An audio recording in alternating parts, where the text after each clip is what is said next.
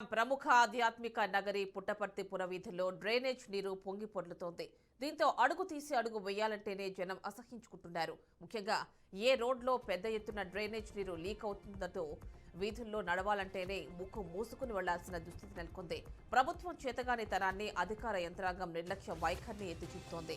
ప్రశాంతతకు పరిశుభ్రతకు మారుపేరైన పుట్టపర్తి పురవీధుల్లో డ్రైనేజ్ నీరు పొంగి పొర్లుతుండటంతో రాకపోకలు సాగించడానికి ప్రజలు సాయి భక్తులు అవస్థలు పడుతున్నారు. నిత్యం ఎక్కడో ఒక చోట మురుగునీటి పైప్ లైన్ లీకేజ్ అవుతుండటంతో పట్టణం దుర్గంధభరితంగా మారింది. దీంతో అపరిశుభ్రంగా వీధులు ఉన్న మున్సిపల్ యంత్రాంగం పట్టించుకోవడం లేదని ప్రజలు ఆగ్రహం వ్యక్తం చేస్తున్నారు. ఇప్పటికైనా అధికారులు స్పందించి పరిష్కరించాలని కోరుతున్నారు.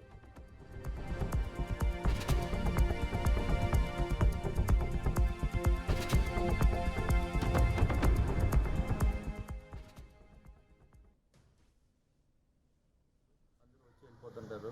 సమాధి రోడ్డుకు పోయే వెళ్తారు కూడా ఇదే. స్కూల్ పిల్లలు ముఖ్యంగా చాలా ఇబ్బంది పడుతున్నారు.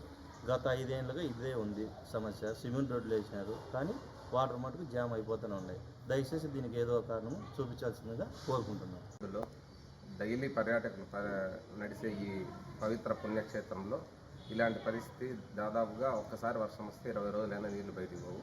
సిమెంట్ రోడ్లు వేసుకున్న అధికారులు కావచ్చు, కాంట్రాక్టర్లు కావచ్చు, 2 సైడ్ల నుంచి మిట్ట చేసి ఇక్కడ నీళ్లు బయటికి వెళ్ళే పరిస్థితిలో లేకుండా చేశారు. అందుకని చిన్నపాటి వర్షం వచ్చినా కూడా దాదాపుగా 20-25 రోజులు నీళ్ళు ఇక్కడ నుంచి బయటికి వెళ్ళే పరిస్థితి లేదు.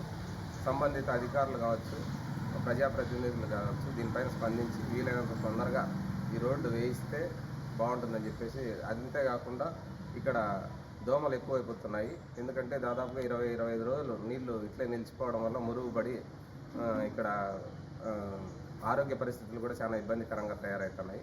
కాబట్టి